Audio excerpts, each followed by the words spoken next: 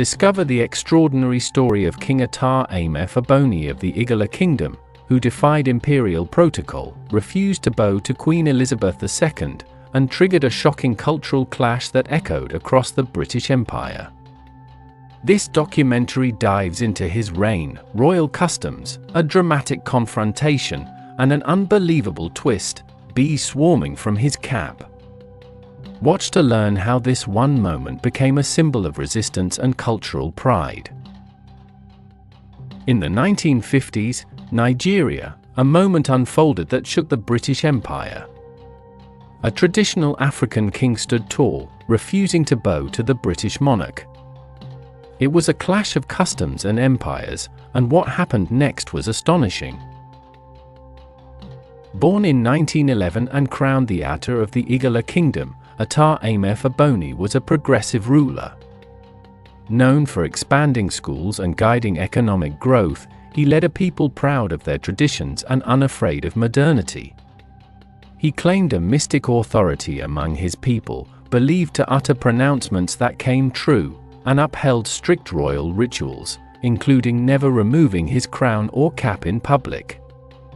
His people do not see him as just a king but as a spiritual figure who is not human, and he is greatly respected among his people, not just as a king but for what he represents. In 1956, a grand gathering was held in Kaduna, Nigeria's hub, where Queen Elizabeth II met with paramount traditional rulers. As a show of respect, dozens bowed, curtsied, or removed caps. All, that is, except one. The Igala king remained seated, his cap intact. It wasn't defiance, it was tradition. In Igala culture, a king never removed his cap in public. But British protocol demanded it. Everybody is in shock. Is he not going to remove his cap and bow? All other dignitaries, including the Queen, were staring at him. What is he going to do? As the Queen continues receiving greetings from rulers of different kingdoms with their head bowed or a removed cap in honor and show of respect to the Queen, officials urged him, "Remove your cap or face great consequences." He refused. The tension was palpable. Other rulers intervened, urging him to remove his cap and bow. Everyone was pressuring him, but his people watched with fear, knowing their tradition and who and what their king represents. They could only hope for the worst if he removed his cap. Even though they don't know what will happen if their king removes his cap in public, but they are sure it's not going to go well at all. As the pressure for the king to remove his cap increases, and then miracle turned melee. When he finally removed his cap, thousands of bees poured out, swarming the hall. The Queen's officials scrabbled the Queen out of the hall, and all the kings, even the Oba of Benin, fled in panic. The king was later arrested after few weeks after the incident. What was his offense? The British government alleged he used black magic to invoke the bees to harm the Queen, an allegation the king denied and said it was the response from the gods for removing his cap.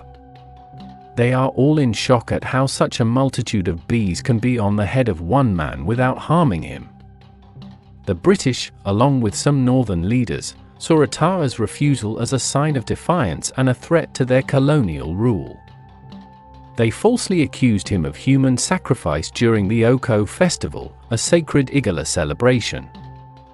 He was in prison for some time, and he kept on telling them he was innocent and should be released, but at a point, his handcuffs failed to lock.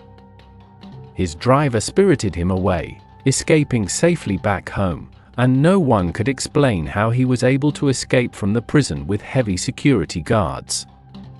The spectacle made headlines, but official British record stayed silent. Local tradition went even further. Despite the lack of evidence, Attah was dethroned and exiled, a punishment designed to silence him and his people. Faced with the prospect of living under foreign rule, Attah chose to take his own life in the spiritual heart of Igala land, Dikina, rather than submit.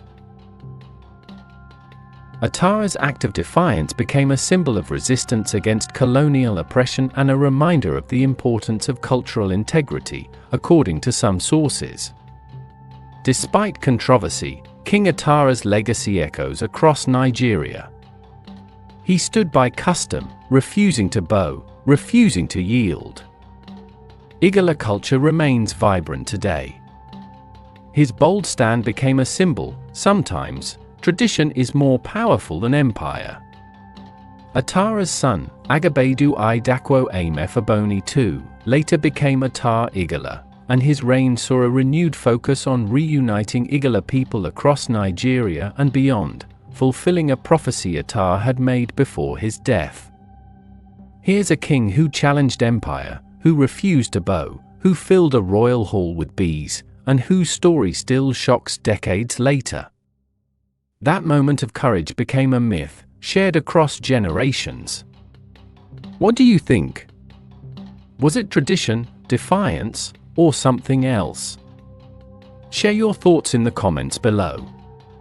Share, like and subscribe for more amazing untold histories.